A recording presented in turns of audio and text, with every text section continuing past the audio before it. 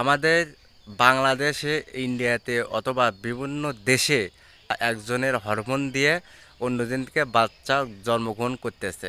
7 থেকে 8 কোটি মানুষের এগুলো সমস্যা। 20 বছর থেকে 40 বছরের ছেলেদের সমস্যা অনেক বেশি। 20 কোটি শুক্রাণু মাধ্যমে একটা ছেলে বাচ্চা দিতে পারে শুক্রাণুর মাধ্যমে। 2000 সালে দেখা গেছে এর শুক্রাণুর পরিমাণ ছিল 60 কোটি, কিন্তু 2024 সালে 20 থেকে 40 বছরের ছেলেদের মধ্যে এই শুক্রাণু রয়েছে মাত্র 20 কোটি।